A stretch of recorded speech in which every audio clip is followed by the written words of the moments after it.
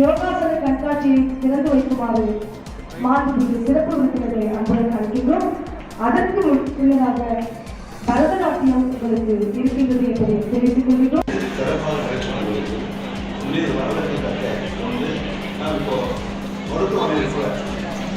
முதலமைச்சர் ஐயா அவர்களுக்கும் எங்களது மனமார்ந்த நன்றியை. புதுச்சேரி அரசு சுற்றுலாத்துறை சார்பில் ஒவ்வொரு ஆண்டும் அகில உலக யோகா திருவிழாவை நடத்துவது வழக்கம். அந்த வகையில் இந்த ஆண்டு 29வது அகில உலக யோகா திருவிழா இன்று தொடங்கி வரும் 7ஆம் தேதி வரை நடைபெறுகிறது. புதுச்சேரி கடற்கரை காந்தி திடலில் நடைபெற்ற விழாவில் ஆளுநர் தமிழிசை சவுந்தரராஜன், முதல்வர் ரங்கசாமி, அமைச்சர் லட்சுமி நாராயணன், தலைமைச் செயலாளர் உள்ளிட்ட அதிகாரிகள் கலந்து கொண்டு யோகா திருவிழாவை தொடங்கி வைத்தார்கள். மேலும் துவக்க நாளில் 600க்கும் மேற்பட்ட மாணவ மாணவிகள் பெரும் திரளாக கலந்து கொண்டு யோகாசனங்களை செய்து காட்டி அசத்தினர். இந்த திருவிழாவின் அங்கமாக நாள் காமராஜர் மணிமண்டபத்தில் பல்வேறு மாநில யோகா கலைஞர்கள் 1000க்கும் மேற்பட்டோர் பங்கேற்கும் யோகாசன போட்டிகள் நடைபெறவுள்ளது.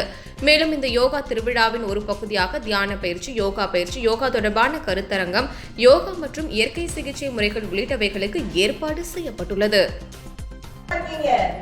அதே மாதிரி மூளை செல்கள் எல்லாம் யோகா செய்யும் பொழுது உற்சாகமா இருக்குமா, தூங்கவே தூங்காதான்.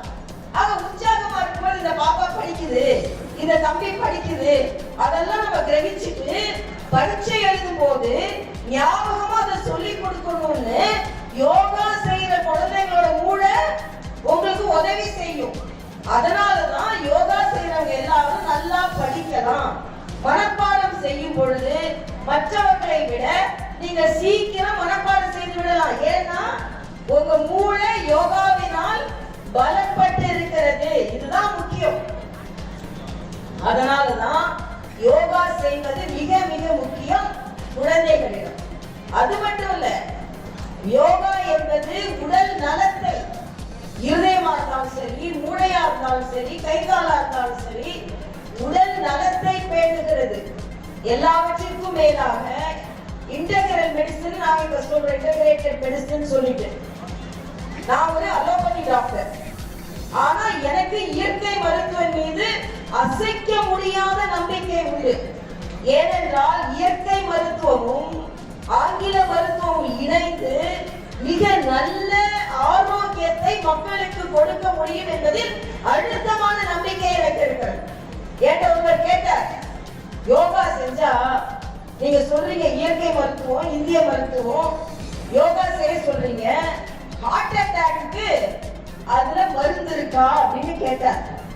நான் சொன்னேன், யோகா ரெகுலரா செஞ்சு இயற்கை மருத்துவத்தினால் தடுப்போம் என்றால் ஹார்ட் அட்டாக் வருவதற்கு வாய்ப்பே இல்லை. அப்புறம் அதுக்கு சிகிச்சை இருக்கணும், ஏன் நம்ம கேட்கணும்? அந்த அளவிற்கு யோகா என்பது நமது உடலையும் மனதையும் மிக தெளிவாக நமக்கு எடுத்து செல்கிறது என்பது மட்டுமல்ல, நம்மை அமைதியாக வைத்திருக்கிறது. ஆக யோகா என்பது நம் வாழ்வியலோடு ஒன்றியது. அதனால்தான் நமது பாரத பிரதமர் அவர்கள் ஜூன் 21ஆம் தேதியை உலக யோகா தினமாக கொண்டாடினார்கள். முதலெல்லாம் இது இந்திய கலை, ஆனா இப்பொழுது அது உலக கலையாக மாறி இருக்கிறது.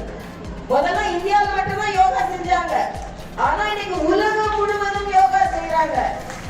ஏன்னா இன்னைக்கு நமக்கு ஒரு பழக்கம் உண்டு, நம்ம நாட்டுல இருந்தா நம்ம ரசிக்க மாட்டோம், வெளிநாட்டுல இருந்து வந்ததுன்னா ரசிப்போம். நம்மகிட்ட ஒரு பென்சில் இருக்கு, பக்கத்து பாண்டிச்சேரியில பக்கத்து கடையில வாங்கினா நமக்கு பிடிக்காது. ஆனா இது அமெரிக்கால இருந்து வந்த பென்சில், நம்ம ஊர்லயே செஞ்சு அதை அமெரிக்காவுக்கு கொண்டு போயிட்டாங்கன்னா அமெரிக்கா பென்சில் அப்படின்னு நம்ம பெருமையா நம்ம வாங்கிக்குவோம். அதே மாதிரி இன்னைக்கு பாரத பிரதமர் அவர்கள் இந்திய கலை மட்டும் இல்ல, இது உலக கலையாக மாற்றி நம்ம நாட்டுல செய்து கொண்டிருந்த யோகாவை இன்று உலகம் முழுவதும் செய்கிறார்கள் என்றால் அதற்கு இந்தியா பெருமைப்பட வேண்டும். ஏனென்றால் உலகத்திற்கு ஒரு கலையை இந்தியா கொடுத்திருக்கிறது, நம்ம நாடு கொடுத்திருக்கிறது. 8000 வருஷத்துக்கு முன்னால் சிவன், ஆதி சிவன் என்றால் யோகி சிவன் என்று சொல்கிறார்கள். மரியாதைக்குரிய முதலமைச்சர் அவர்கள் சொல்லும்போது சொன்னார்கள், அமைச்சர் அவர்கள் சொல்லும்போது சொன்னார்கள், நாம் இறைவன் எல்லாருமே யோகாசனத்தை கொடுத்திருக்கிறார்கள். நமது குரு தட்சிணாமூர்த்தி என்ற குரு யோகாசனத்தில் தான் அமர்ந்திருக்கிறார். நம்ம அம்மன் எல்லாம் பாத்தீங்கன்னா ஒரு காலை மடக்கி ஒரு காலை நீட்டி வச்சிருப்பாங்க. யோகாசனத்தில் தான் அமர்ந்திருக்கிறார்கள்.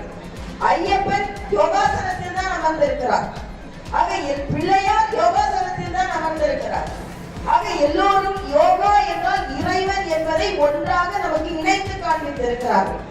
யோகா என்றால் அர்த்தம் என்ன என்றால் இணைப்பது என்று அர்த்தம். இணைப்பது என்றால் மனதையும் உடலையும் இணைப்பது. ஆக இவ்வளவு நல்லதை ஏன் நம்ம கத்துக்காம இருக்கணும்?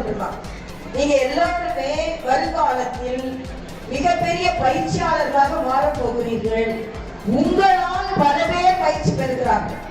இங்கே சகோதரி பவதாரணி நானம்மாளை பற்றி சொன்னார்கள். நானம்மாள் அவர்கள் 100 வயது வாழ்ந்தார்கள் என்பது மட்டுமல்ல, அவர்களுக்கு பத்மஸ்ரீ விருது மத்திய அரசால் கொடுக்கப்பட்டது என்பதையும் நாம் இங்கே நினைவு கூற வேண்டும். மரியாதைக்குரிய மோடி அவர்கள் தேடி தேடி பத்மஸ்ரீ கொடுக்கிறார்கள் என்றால், இதற்கு முன்னால் நடிகர்களுக்கு, மிகவும் செல்வந்தர்களுக்கு, மிகவும் பிரபலமானவர்களுக்கு கொடுத்து கொண்டிருந்த பத்மஸ்ரீயை ஒரு யோகா பாட்டிக்கு கொடுக்க ஆரம்பித்தது மரியாதைக்குரிய மோடி அவர்களின் தலைமையில் உள்ள மத்திய அரசு வந்த பிறகுதான். ஆக அதனாலதான் அந்த பாட்டி ரொம்ப பிரபலமானாங்க.